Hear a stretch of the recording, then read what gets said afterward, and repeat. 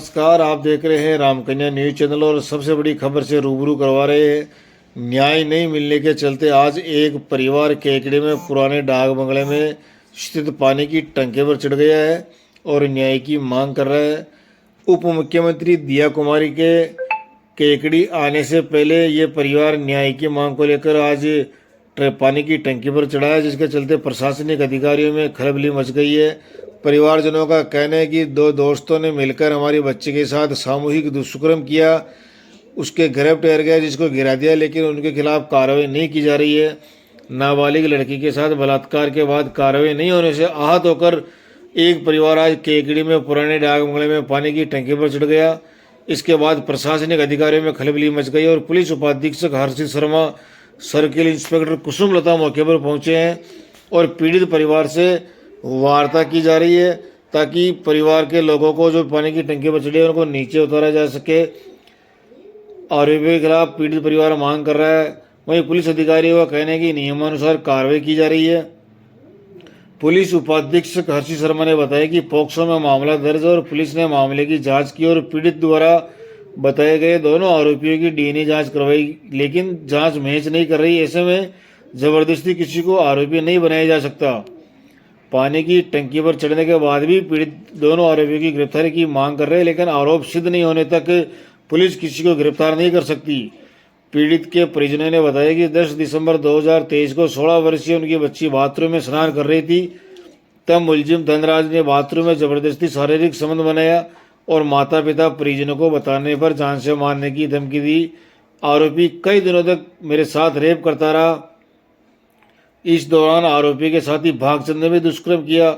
2 माह बाद माहवारी नहीं आने पर मुलजिम धनराज को बताया तो धनराज ने गर्भ गिराने के लिए गोलियां दी। शाम को पेट दर्द हुआ, इस पर सुबह लड़की को लेकर केकड़ी अस्पताल पहुंचे, लेकिन पेट दर्द कम नहीं हुआ। वहां से डॉक्टर ने जनाना अस्पताल रेफर कर दिया, जहां पर डॉक्टरों ने 5-6 महीने का बच्चा होना बताया, जहां पर अबॉर्शन करवाया गया। पीड़ित परिवार ने बताया कि मेरी बच्ची डर के चलते स्कूल नहीं जा पा रही है। स्कूल से लगातार अनुपस्थित रहने के चलते स्कूल प्रबंधन ने उनका नाम काट दिया है। न्याय की मांग को लेकर कलेक्टर, एसपी, आईजी से भी कई बार मुलाकात की और धोलाराम जो पुलिस अधिकारी उसके खिलाफ कार्रवाई की मांग की, लेकिन आज तक कार्रवाई नहीं हुई है। इसके चलते मुलजिम आए दिन पूरे परिवार को प्रताड़ित कर बोलेरो की टक्कर से मारने की धमकी दे रहे हैं।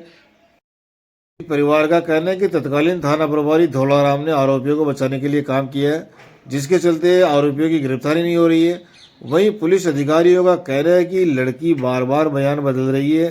पहले एक व्यक्ति पर बलात्कार का आरोप लगाया, जिसकी डीएनए जांच कराई गई, वह मैच नहीं हुई। उसके बाद लड़की ने दूसरे लड़के का नाम लिया, उसकी डीएनए जांच करवाई गई, वह भी मैच नहीं हुई। ऐसी स्थिति में जबरदस्ती किसी को आरोपी नहीं बनाया जा सकता। पहले ये जांच सर्किल इंस्पेक्टर केकड़ी के पास थी, जिसको एसपी ने बदलकर डिप्टी को सौंप दी है और इस मामले में डिप्टी अनुसंधान कर रहे हैं। वहीं पुलिस द्वारा लड़की से भी पूछताछ की गई है और असली जो बलात्कार का आरोपी है उसका नाम पूछा, लेकिन लड़की द्वारा बार बार पुलिस को गुमराह किया जा रहा है, जिसके चलते पुलिस की जांच भी प्रभावित हो रही है। अब इस मामले में आज पानी पर टंकी पर चढ़ने के बाद पुलिस अधीक्षक वंदिता राणा ने पीड़ित परिवार को मिलने के लिए बुलाया है। पीड़ित परिवार मिलकर अपनी व्यथा बताएगा, उसके बाद ही अगली कार्रवाई होगी।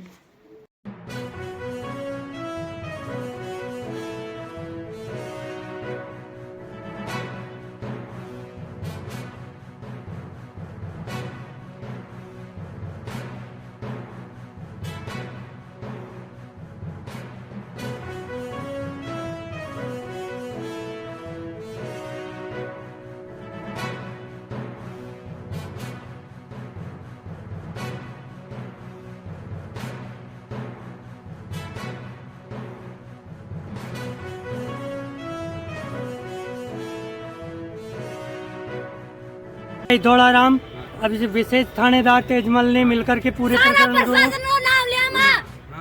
प्रशासन संयुक्त पूरा का पूरा प्रकरण को फर्जी कर दिया है और मुजरिमों को तो वो सबूत सत्य साबित करना चाह रहे हैं और जो सत्य है उसको छुपा करके एडिशनल क्या घटना के साथ में दोनों ने मिलकर भागचंद मुलजिम धनराज गांधर ने मिलकर के रेप किया है और उसके पश्चात में इसको गोलियां दी, फिर गोलियां दे करके उसी दिन रात में इसके रात भर पेट दर्द में रहा है और फिर उसके बाद में बच्ची को अजमेर जनाना हॉस्पिटल में ले गया वो गुंडा धनराज रामनारायण, और मुलजिम भागचंद रामपुर भी साथ में था।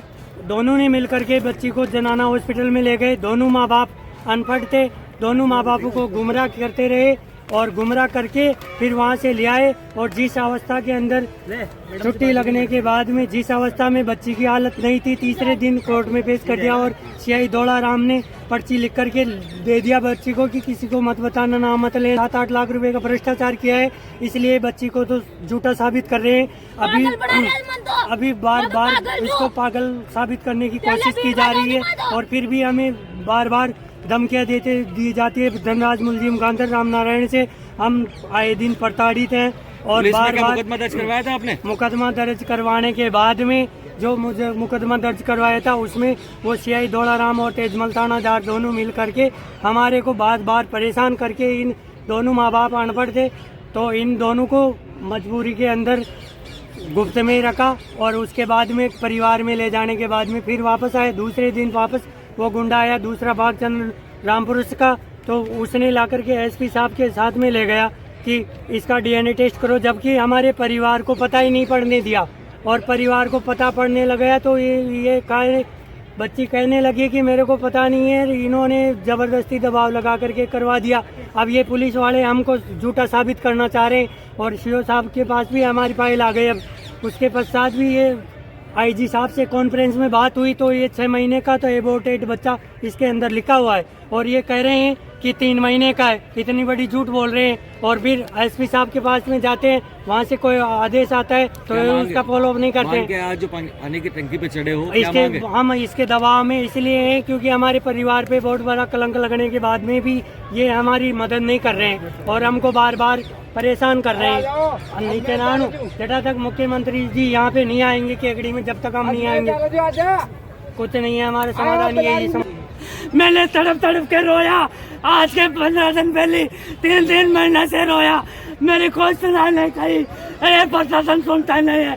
मेरी बच्ची का पर्ची भी अंदर आया एटीएम के सामने ले जाके। मैं जिस दिन दुलाराम जी को गया मेरे पास, जिस दिन दुलाराम जी को मैं कहा था वो मैंने को पता नहीं है, मेरी बच्ची बोल रही नहीं है। आज मैं नहीं कहूँगा इसी बात, तो मैंने दबाव में लेके मेरा पर्ची साइन करा के और ये काम किया गलत काम। आज मैंने कितनी बार केकड़ी वगैरह भाग के अजमेर जाने के बाद मेरी सुनाई नहीं कही। पर्ची फाइल पर साइन कर करके ये कहते हैं कि तुम साइन किया, जबकि मैं साइन पूरा कर नहीं जानते हूँ। मैं अगर इतने जानते तो आज मैं इतने पीछे हटने वाला नहीं था, इस प्रशासन के पीछे रहने वाला नहीं था। पर आज मैंने इस परेशानी के खातर मरना पड़ रहा। मेरा बच्चा बच्ची कहाँ रहते, तड़प के मरेगी, क्या करेगी। एक गुंडा चारू मेरे घूमता, मुझसे कहा था उनकी बहन बेटी को, सबको ये कहते हैं मेरे को बाहर नकल के। ये प्रशासन जिसमें मैं रोजीने आता हूँ, ये देख लो मेरे पास कितनी कॉपी है, सुनते नहीं है ये प्रशासन मेरी भी। और जो पैसा खा के गया उसको बिल्कुल रिटायरमेंट होना चाहिए, चोरों को नहीं रहना चाहिए केकड़ी सेक्टर करके। ये दुलाराम जी, वो दुलाराम जी कौन है? प्रशासन वाले।